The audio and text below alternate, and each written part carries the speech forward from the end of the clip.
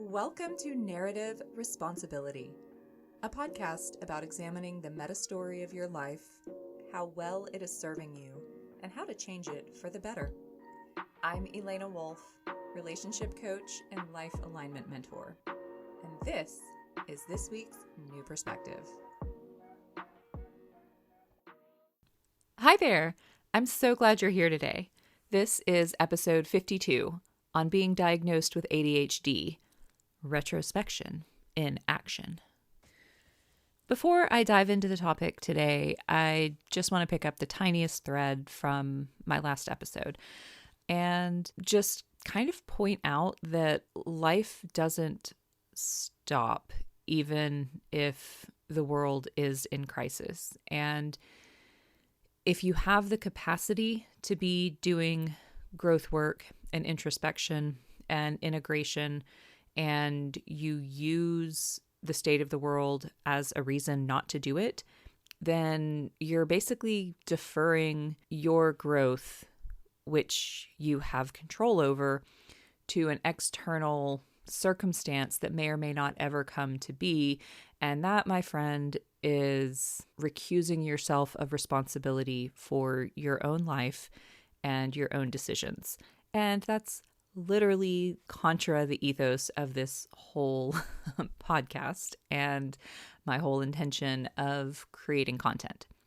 That said, if you're in a spot where you can't, whether that's because you are genuinely at emotional, cognitive, psychological capacity, or because you are being affected by the current policies and administrative nightmare, then obviously this is not the time to be doing growth. You don't do growth when you are being traumatized. The growth happens in the aftermath, in the recovery. So, nuance. So all that said, let's dive in. I've been wanting to do an episode about my journey of getting diagnosed with ADHD, that is attention deficit hyperactivity disorder, for a while. It's been close to 2 years, or maybe just over 2 years at this point, since I got diagnosed. And I have had a lot of time to sit with it and play with it and come to terms with it. And I have a lot of thoughts, as you might expect. And so this is probably going to be the first in at least a couple of episodes. I don't know ultimately how many it's going to be. This is the only script I've finished. And just because I think that one more episode will be enough to cover what I want to cover, that's at best like 50-50. Because I would say a good third of my ideas will get into script form, and then I realize, oh, this is actually two different ideas, and then I need to bifurcate them further. And it's just, that's just my process. So this is part one of who knows how many, TBD. But I actually feel like this is a pretty good topic to follow from my not most recent, but previous to that recent, second most recent, I don't know. That's an awkward phrasing. My linearly recent, but not directly preceding episode titled Synthetic Thinking, because that episode was about all of the different ways that I think synergistically and with the goal of moving things forward. And one of the types of thinking that I mentioned in that episode is retrospection, which I defined briefly as recontextualizing the past and or present based on new information or a new understanding of the past. I put on my Patreon page a handout on types of synthetic thinking, and this expanded the idea of retrospection a little bit. Deliberately looking back at past events, feelings, situations, or understandings with my current lens of understanding to see if my current perspective provides any new insight to the past, if my current lens changes how I see the story of what happened then, How does changing the story of then change my story of now? So this notion of retrospection really has a bit of singularity to it. The eyes that we use now affect what we see when we look back, and the beliefs and associations built in our past from our experiences in that past shape how we experience the present because they shape our interpretation of the present. So if I'm reevaluating and reinterpreting and reintegrating past events, there should be a natural shifting of something in my present awareness or emotions or sense of identity or something. Like if you really are digging into the past and it's changing how you see that past, there should be a flow-on effect that changes something in your present understanding as well. So, as an example, an ADHD diagnosis at 41 years old. First, I dislike the name ADHD as attention deficit disorder. It really should be attention dysregulation and hyperfocus disorder because those are more accurate to what's actually happening. It's not simply a deficit of attention, it's an inability to regulate your attention or to control hyperactivity of mind or body, or both.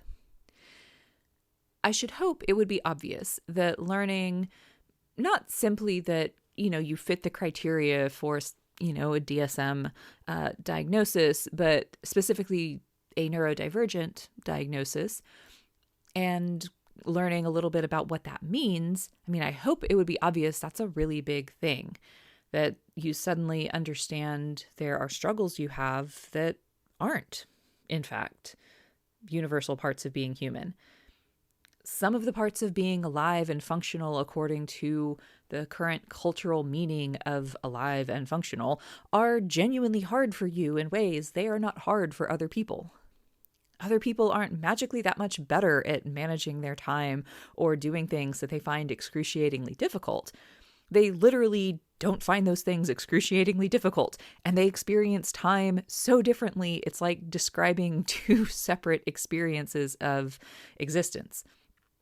Oh, well, no wonder most of their instructions didn't really make sense or work for me. ADHD is considered a disability, a disordering of neurological development. The science is definitely still a work in progress on determining whether the neurology ADHD represents is actually something deviating from the standard process, like you got the same equipment and then something went wrong in the unfolding of your development, or if it is actually a natural variant of your equipment. You didn't get the standard equipment. You got, a different model altogether, and you have a different baseline developmental process to begin with. So you might be unfolding correctly on your alternative development path, but it looks like a misfiring or something going wrong if it's being judged based on the standard model issue. And I personally tend to take that view, that it's a different model of neural infrastructure. And that comes after reading upwards of half a dozen books and dozens of academic research articles about ADHD. But to the extent that having the neurotype, like whatever it fundamentally is, creates dysfunction or incapacity, a disability to perform societally expected tasks, to that extent, it is a disability. It is a non-ability rather than a choice. The presentations for ADHD can range from someone who seems like they have it all together but is managing that performance at incredible expense to themselves, to someone who they're a bit of a chaos flinger, but they get the core, like the really important stuff done, to someone who's kind of flighty and only semi-reliable and may only get some of the important things done, to someone who literally cannot hold jobs or maintain relationships. And any one individual with ADHD might swing between these presentations based on their current moment balance of demands and resources. Now, with flexibility and creativity, many of these specific problems with ADHD become solvable, but that is if and only if an individual has A, proper awareness of what the problem is, and B, strategic support or accommodation for it. But some of the problems kind of just have to get classified as the price of admission because they're actually not solvable, or not solvable at a cost of money, time, or energy that is worth it to someone. I'm taking all of the time to frame ADHD like this up front because I don't want to come across as dismissive of how debilitating this condition can be for certain people and in certain contexts. I personally tend to be more of either the person who's keeping it all together at incredible expense and possibly damage to themselves, or even on my bad days, like a chaos slinger who's still getting the important stuff done. But there have been times in my life where things that didn't seem all that important to me or worth doing made me look to other people in my life like I was lazy or inconsistent or unreliable, or, just kind of had them asking that classic, "What is wrong with you?" I even wonder that about myself sometimes. I did long before my diagnosis and many times since, but at least now I have an answer to that question. It's, oh yeah, ADHD. So that's kind of the power of having a diagnosis, because you get this explanatory reframe. What's wrong with you? Why are you like this? Oh, literally, I have a neurotype that creates this problem. Oh, it's a real narrative shift, if you will. The move from you're selfish or lazy or an incompetent failure for not being able to do this or that to your brain is literally wired to experience this situation as impossible or non-urgent or non-important. Like, that's pretty wild, especially if you're someone who, like I did, have decades of the former and have spent that time trying to manage, trick, or bully your way past those behaviors, most likely with mixed results. If you know that a condition applies to you, this whole new world of information opens up. You get ideas for how you might manage yourself in a new way. You might be able to stop fighting your own needs. You see different patterns in your choices. You ask different questions about your behaviors and your responses. And learning all of that is obviously going to come with a huge reevaluation of every experience you have ever had, right? I mean, at least for me, that was the obvious consequence. So, how did I get diagnosed? Well, I started seeing a therapist for help with a few things about my relationship to my family that I hadn't been able to shift on my own despite 6 or 7 years of intense personal development. Early on in my sessions with her, the subject of neurodivergence came up because I do have a lot of sensory sensitivity and maybe even a few sensory processing differences.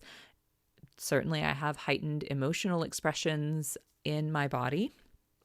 Those can all be a feature of trauma or of giftedness or of ADHD or of autism, or just symptomatic of a naturally more sensitive body and nervous system. So I told my therapist to let me know if she saw signs of anything beyond trauma and giftedness, because those were things I was aware of that I had. And in the meantime, I started reading a lot about giftedness, giftedness in children, giftedness in adults, part of this exploring for myself, but actually most of it because I was needing to learn more about how to parent my child effectively.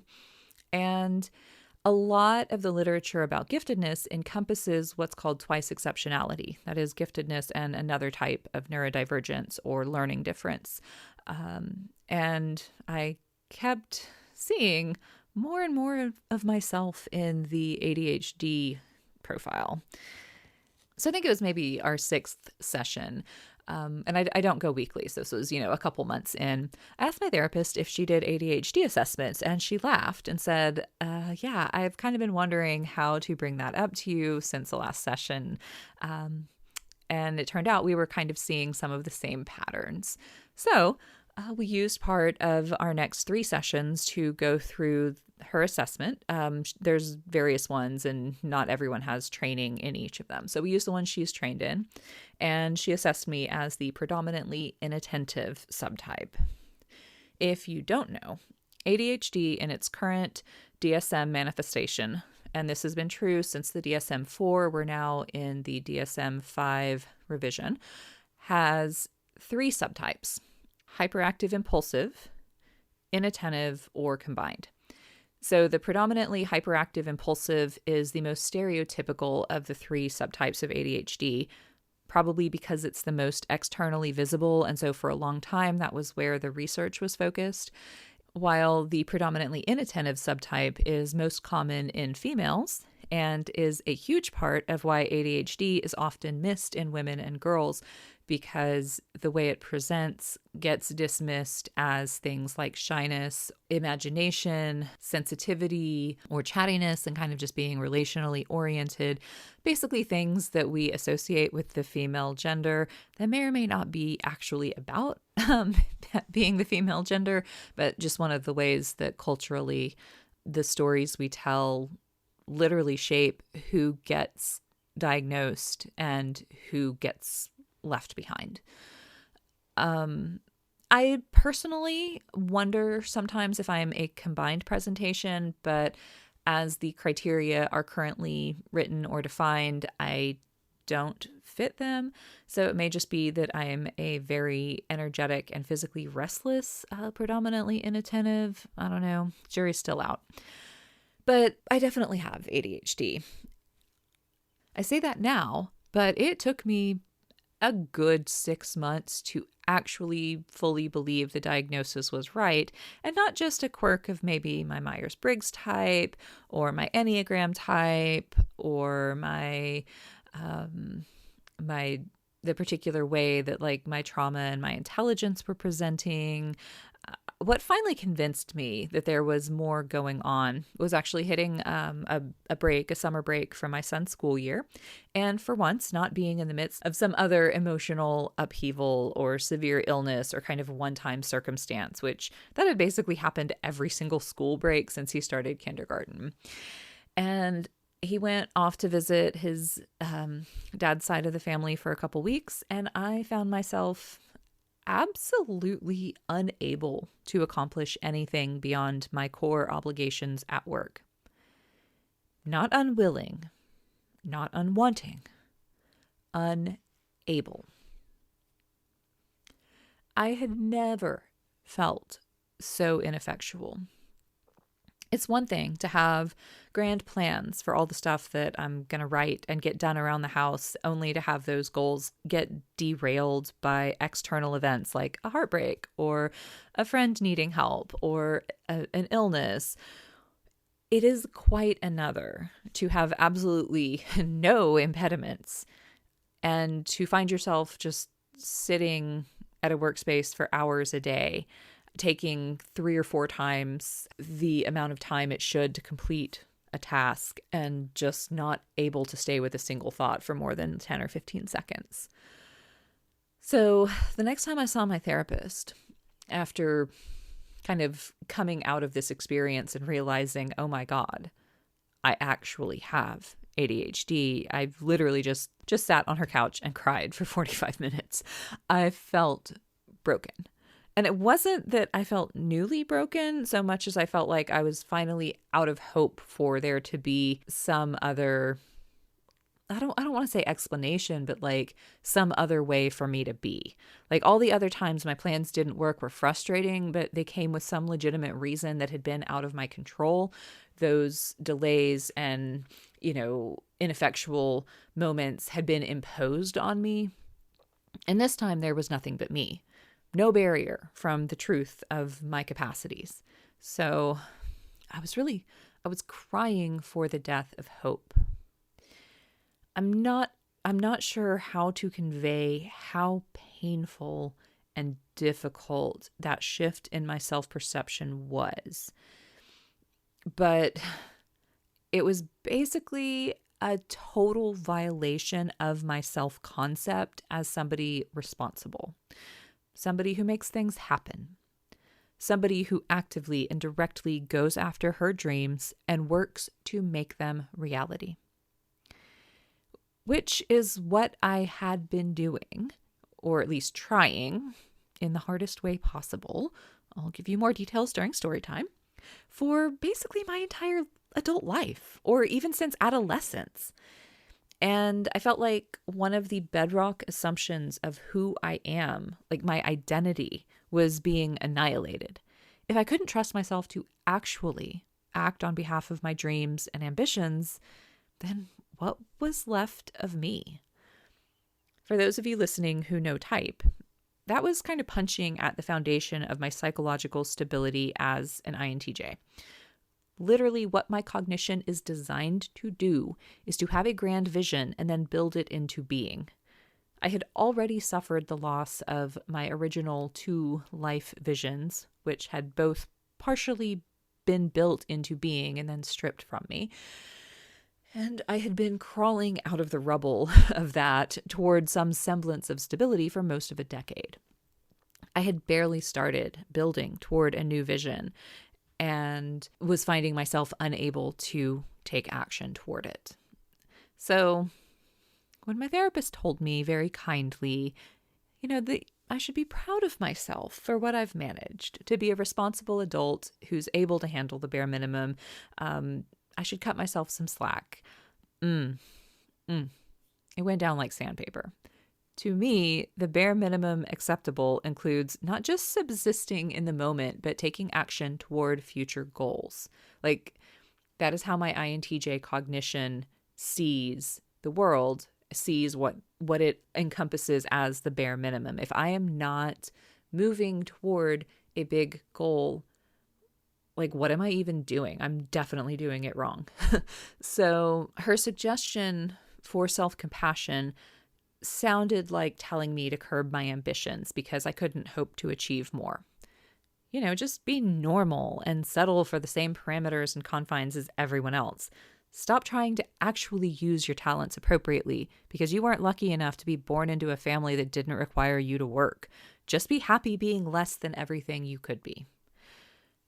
That is not what she said, but that is what I heard. It felt like being asked to cut off a part of my soul. I know I can do more. I have done more. I'm not expecting too much from myself. Don't ask me to diminish myself. But that recognition that maybe I really do have ADHD was a turning point for me. It helped me stop looking at myself through the wrong lens. Or maybe not the wrong lens so much as an incomplete lens. I was seeing myself as I have the motivation to be, as my cognitive function stack desires me to be, demands that I be. But I was not seeing that my physical hardware has different specs. Because the truth is that I have a huge amount of self-discipline for making my body physically sit in the space of whatever task I want to accomplish, but very poor ability to make it actually do the thing if it doesn't want to. I can sit at my keyboard, but I can't make my brain compose sentences if it's busy tracking everything in the environment around me or getting distracted by thoughts and just drifting off for minutes at a time until I've gone from having an hour to work to like 5 minutes. I can force myself not to do things, but I can't make my brain release dopamine to complete tasks it is rejecting. I can force my body to move when it's tired, but I can't make it generate energy. When I'm so depleted that literally nothing can provide pleasure, not sugar, not music, not connection, not even memes. I mean, my God, I'm a millennial. If a meme doesn't bring me joy, it's bad. When there is physically no dopamine to release because my body is so stripped already of all of its reserves, I can't will myself out of that depletion. It's physiological. And that's the lens that had been missing. My cognitive functions had set expectations based on what I perceived normal physical capacity and operations to be, just kind of assuming that I had them, rather than looking at what my actual capacity and way of operating is. After that, oh my God, I really do have ADHD reconciliation, I began to see how I had been approaching my goals in ways that were fundamentally wrong for my system. And if I were approaching goals the wrong way, maybe I could find a better way if I just admitted I had been wrong. That thought is where self-compassion unlocked. My thinking about this case had gotten way too uptight, man. So I decided to learn as much as I could about ADHD, what it even is, how it looks in different personality types, what some of the ways to harness it instead of fight it are. I trusted that I would be able to find leverage points to help get me where I want to go once I understood the condition better. I will do a separate episode on my synthesis, and again, it might even end up being a couple episodes. But for now, let's have story time with Auntie E, and I'll tell you a little more about why it took me until 41 to get diagnosed, despite the fact that I have been making jokes minimally since high school about having undiagnosed ADHD. I say minimally because I found written evidence of such a joke from high school. I have possibly been saying that since before high school. So why did I make that kind of joke about myself? Well, because I was so random. I was too random, too energetic, too intense, and honestly too chaotic about a lot of non-critical things. Those aspects of my behavior clearly aligned to what I understood ADHD to be. But these were also always only jokes because part of what I thought ADHD meant was total inability to function. And I was highly functional as a teenager. Without any parental oversight, I got all of my assignments turned in on time. I got myself to school every day. I had stellar grades. I played a sport. I was over-involved in extracurricular activities. I had friendships that were solid and lasted. No drama. But I printed more than one paper out at 6 a.m. the day it was due. I one time spent all night trying to build a mousetrap car for physics class that I had not started until the afternoon before it was due. I had to play games with myself to force my attention to stay on the teacher in basically every single class. I struggled every day to stay seated in class.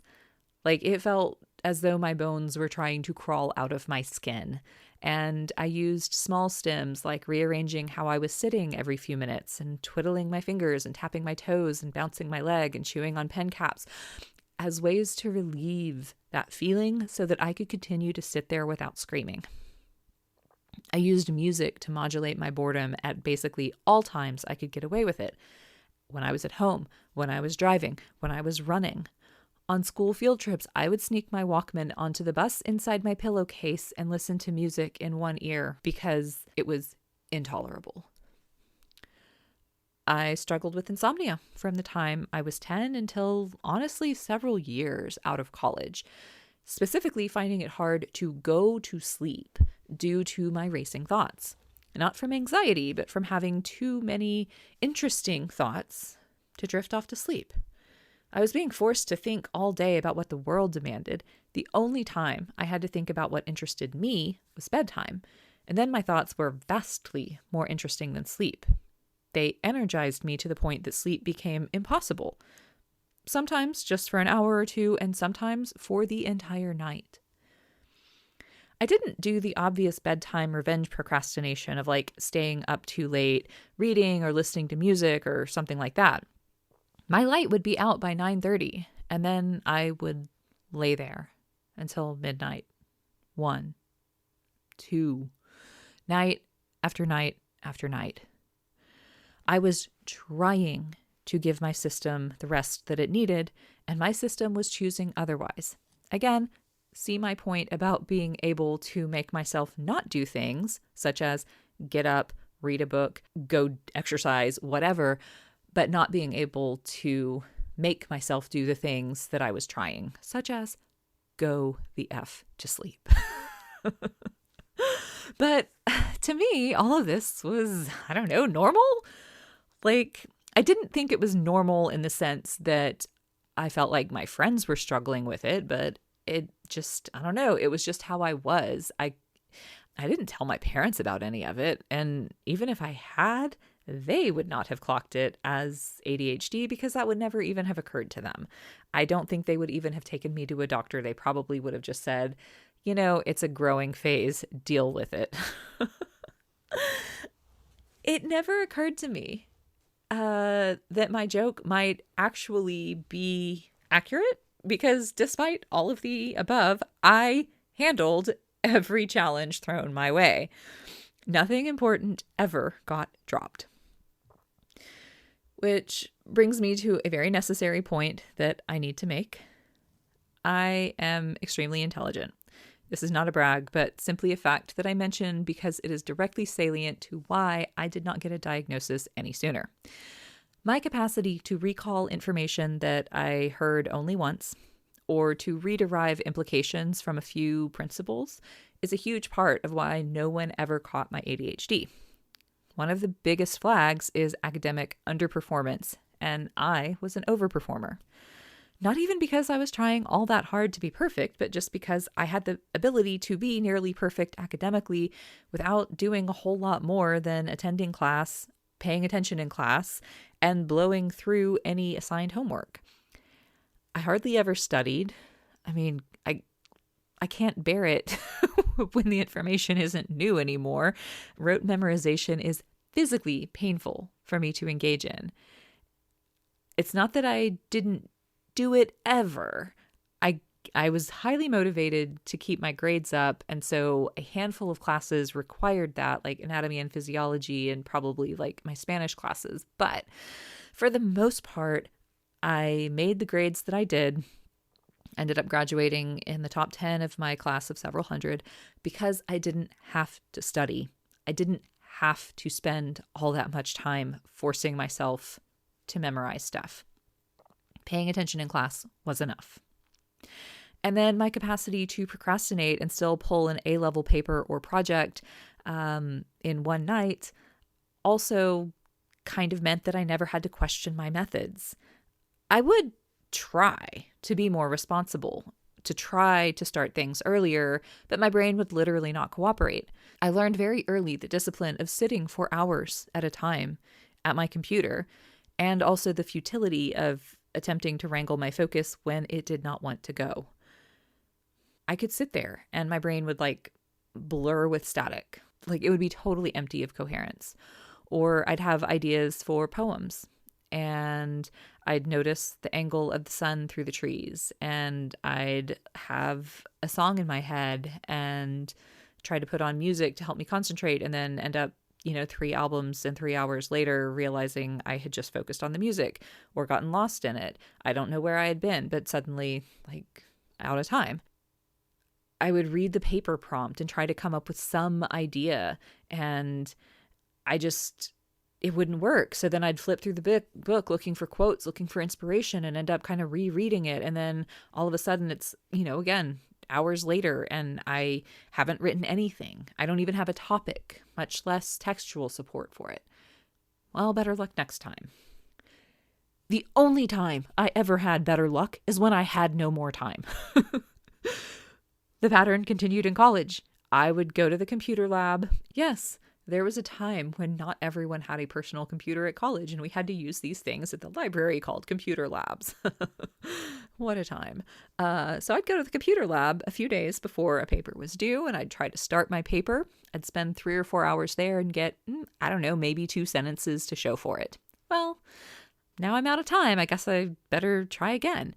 So I would sometimes try again, have the same experience. Sometimes I would just throw up my hands and say, well, I guess another all-nighters in the cards, and go to the lab at like 6 o'clock the night before it was due. I'd spend about 4, maybe 5 hours having the same experience of not being able to focus or get more than a couple sentences put together until finally, it was always at like 10 or 11 o'clock at night, something in me would settle. Or maybe it was breaking, I don't know.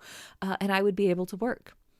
Some papers I finished by maybe 2 a.m. Others, I was literally printing them out at like 7:07 and going straight to my 8 o'clock class. If it was a 9 o'clock class, I'd swing by my dorm to shower and change clothes first. That happened with literally every single paper I ever wrote in college. I think I turned 1 in late. 1 paper in 4 years. And I was a double major in English and Plan 2, which is this general liberal arts and critical thinking program. And I therefore wrote lots of papers, probably dozens of papers in a given school year. And that was my process. Try to be responsible and fail utterly. End up doing it all in one night, the night before it was due, and still graduate with a 3.7 GPA. I never got punished for my method because I'm smart enough to pull it off. So I never really had to try to do anything differently or confront the truth that if I genuinely couldn't work differently, then maybe there was an underlying issue. All right, cut scene to me being out of college, working a typical 8 to 5 job in an office to pay the bills while I wrote novels on the side, because back then that was my only ambition, to write fiction for a living. I could handle the basics of life. I kept my bills paid, always on time. I kept gas in my car. I got to work on time. I did my job well. I stayed fed. I maintained my relationships. And I could make myself get up 2 hours before I needed to so that I had time to write before work, because that was my real work. And I wanted to prioritize it. Best 2 hours of my day going to myself and my work. I did this for nearly a decade. And in that time, I wrote between 4 and 7 novels, depending on whether we count only the ones that were really completed, or if we also include the ones that would basically need a heavy revision and or rewrite. So obviously, I was not totally incapable of sticking with projects and finishing things. But for the amount of time I put in at my computer, I should have had 4 times the output. I know my metrics. I have a decade plus of information to show what they are. I know that I can write 2,000 words in 2 hours if my muse is feeding me the lines. And I can write 800 words in 2 hours if my muse is not there, but my brain is dialed in. Most mornings, I was lucky to walk away with 200 words. That is like 5 to 10 sentences, a couple paragraphs.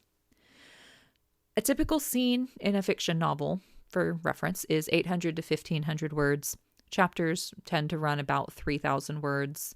In comparison, my podcast scripts, my normal scripts, are 3,000 to 4,000 words. This one is like double that. I had the motivation and the self-discipline to make myself get up and sit there and try again and again and again. I had the grit to stick it out even when my progress was minuscule, but I could not make my brain do what I wanted. I stopped trying to write when I got pregnant. My creativity died for years, and when it came back, it was in an entirely different form with different ambitions. So we can fast forward again to my early 40s, when I'm trying to write some self-study courses for personal growth, and the same thing would happen, despite all of the tricks that I had spent the last decade learning about balancing various needs of my cognitive functions and how to trigger flow states and how to actually be in positive relationship with my body and stay present, I still had the feelings of my bones wanting to burst through my skin. I still found it intolerable to stand and wait somewhere for like 2 minutes, but then would absolutely forget about whatever task I had needed to wait the 2 minutes for, like warming up my tea in the microwave or cooking something on the stove, if I let myself do anything else. I procrastinated on work if I didn't have a timeline for it. I found that I could produce a lot of material, but only if I let my brain flow where it wanted to go and not where I wanted it to go. So it wasn't always material on the same topic. And it's really hard to finish a project if you're working on 15 at the same time and never really getting momentum on any of them. If you want to recall our personal growth RPG alignments, that was that 9 chart with columns of controlled, envisioned, and emerging. My typological structure wanted to be in that controlled alignment. Planned, deliberate, measurable movement toward a specific and clearly defined goal. But my physiological system was basically operating on the extreme edge of emerging, aka chaotic, with no plan, no destination, and no consistency of either interest or focus from one day to the next. And this was what both I and my therapist were picking up. The fairly extreme tension between how I, my egoic self, my self that acts, was wanting to show up, trying to show up, needing for self-esteem reasons to show up, and how my self that is was actually showing up. So I got the diagnosis, and I still had to run through the 6-month process of, okay, but is this really ADHD or just being an intuitive dominant, just being an Enneagram 7, just being too intellectually restless to stay with an idea or project once I had done the work to synthesize all the information, because that's what's interesting to me. Was it because I was intimidated by the size and scope of projects I was trying to generate and therefore basically trying to avoid failure? Was I unable to form habits because I was trying to force them from an egoic position when subconsciously I didn't really want those things or think they were safe? Was this just my abject lack of regulatory training from my family? Or was this even a problem? I mean, by most objective measures, I was doing just fine. Getting my work accomplished, keeping my kid on track with school and his development, juggling all the parts of my life. I mean, isn't life supposed to be exhausting at this sort of phase? Isn't it supposed to be hard to create big things? If it wasn't, everyone would do it, right? So was this even a problem, or was I just trying to make excuses for my own laziness and lack of discipline? It was a long list, so it took 6 months. I think part of what made accepting the label hard at first was the sense of being subject to this condition, not able to choose, not able to be self-sovereign in the way that I feel is necessary. But 2 things helped me accept it. First, the recognition that if ADHD is actually a thing, and I actually have it, then rejecting that information isn't going to change the fact that I have it. It would just keep me managing myself based on bad information. Well, that's dumb and ineffective. I decided I could run an experiment, treat myself as if I do have ADHD, and see if managing myself via that lens made things better or worse. That's an empirical way to confirm this hypothesis. And I mean, I do love a good test iterate to confirm or disconfirm a hypothesis. Well, guess what, fam? Treating myself as if I did have ADHD showed me that life doesn't have to be a constant power struggle between myself and myself. Oops. The other thing that helped me accept this diagnosis was my therapist asking me, are these things hard for you or hard on you? Which is a really tremendously important distinction to draw. Very little in life is actually hard for me, if I'm being honest, but a lot of it is hard on me. Hard on my oversensitive body to be overloaded on a daily basis with sensory demands.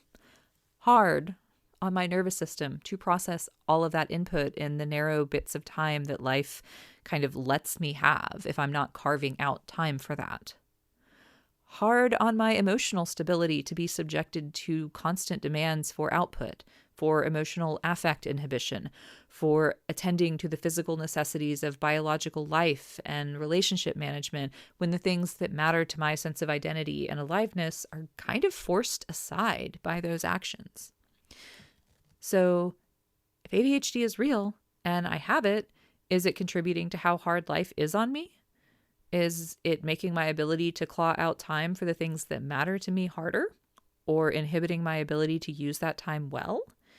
Yes, yes, and yes.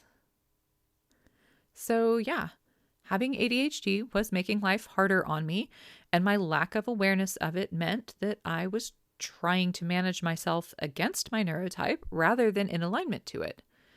I'm sure I was doing some things intuitively that flowed with my ADHD, but there were a lot of places I was basically working directly against it. Which finally brings me to retrospection time. What in my past have I gone back and looked at through this lens of undiagnosed ADHD? And how do I see those actions differently? And how does seeing them differently affect my self-esteem or self-concept or emotions now? Well, one very obvious thing is that my intelligence operated as a compensating strategy for my inability to put my attention where it was supposed to go. I played so many games with myself to get my attention where school wanted it. I wanted to work smarter, not harder, and start early, do a little bit at a time, follow those oh-so-logical strategies for project management, only to have my attention laugh at me the whole time while it refused. This awareness makes me wonder what I could have accomplished if I had been given proper self-management strategies sooner, or how many more positive memories I could have made if I had just leaned into my procrastination and ability to pull it out at the last second and just gone out and had fun instead of making those teeth-gritting attempts to be responsible. Looking at how I used to write, at how much effort and time I expended for so little output is absolutely heartbreaking to me now. If I had known how my system worked, maybe I could have tried things differently a little sooner. Certainly, I would have been kinder to myself. And I also would have been a lot more proud of myself for showing up the way that I did and being so disciplined and dedicated, even when it was slow and demoralizing to continue. I was always really harsh and judgmental of myself because my performance, my output was so slow.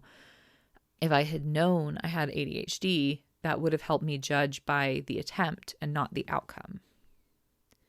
I think this perception changes my view now by providing a really clear example of how hard I will try when I really want something.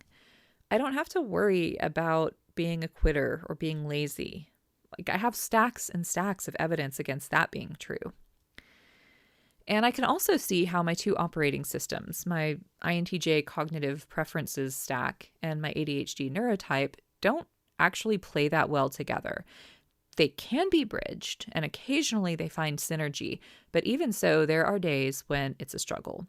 From a kind of metacognitive position, if I know that I have to account for extremely variable energy, attention, and motivation, I can build that into my plan.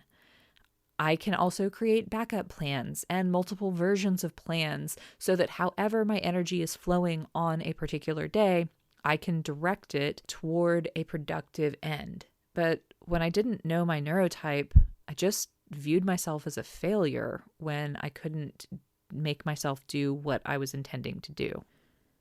When I look at the macro patterns of my life, I also see how I choose over and over and over again for the ball that I drop to be myself, my needs, my hopes, my wants. The fear of forgetting or neglecting responsibilities is driven in part by the keen awareness I have always had for my capacity to forget those things. ADHD gives me language for that capacity. and it helps me pinpoint where I am likely to struggle. That means I can proactively set up systems to mitigate those likely failure points. I can find another way to meet my obligations than hurting myself, than being that person who seems like they have it all together, but is giving 300% more than someone else to get that same result. The choice to hurt myself instead of anyone else, I mean, that's why I'm in therapy. Work in progress. But seeing those past choices through the lens of ADHD also brings up a lot of grief. I was trying so hard, struggling in so many ways with things that the people around me didn't think should be struggles. I couldn't explain to them why I was struggling, so I hid the fact that I was struggling. I just swallowed the overwhelm and the shame and the despair. I assumed I was the problem, not the system, not the demands, not the lack of attunement or clear observation from the adults around me. No wonder I developed something like pathological demand avoidance. No wonder it's hard for me to force myself to perform when I'm out of energy. I've lived with the consequences of working against myself to the point of profound burnout. I hit a shutdown so deep that I didn't know if I could ever get out of it. It hurt so much that I didn't really want to be alive anymore if that was all that life had to offer. Never again. The lens of ADHD makes that burnout make more sense. It says, that's why this was all so hard on me. That's why I ended up in that place. And that's why I really do need to honor myself and keep that promise of never, ever hurting myself like that again. Because I will always have the capacity to end up back there if I don't prevent it. In summary of my retrospection, then, my diagnosis has brought a sense of compassion to things I've struggled with my whole life, because it says I really was having a hard time. It wasn't a character flaw. I wasn't lazy or careless or selfish or secretly unmotivated.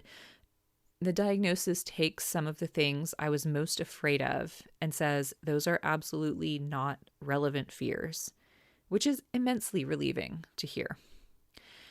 So, changing the story of what my behaviors and contradictions mean is the difference between resenting myself, judging myself, and hurting myself, and treating myself with compassion, self-trust, and strategic management.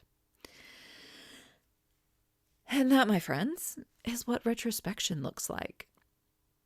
I hope that even if you don't personally have ADHD or maybe even real interest in it as a topic, that at least this story time was kind of an interesting case study for how reframing our past and present experiences can look and feel. That's all for today. Thank you so much for being here. If you want to know more about my work as a coach, you can check out thepatternbreaker.com. You could always help the podcast to grow by recommending it to a friend or family member or coworker that you think might resonate with it. You can support me on Patreon, patreon.com/narrative responsibility. And until next time, what part of your story are you going to take responsibility for this week?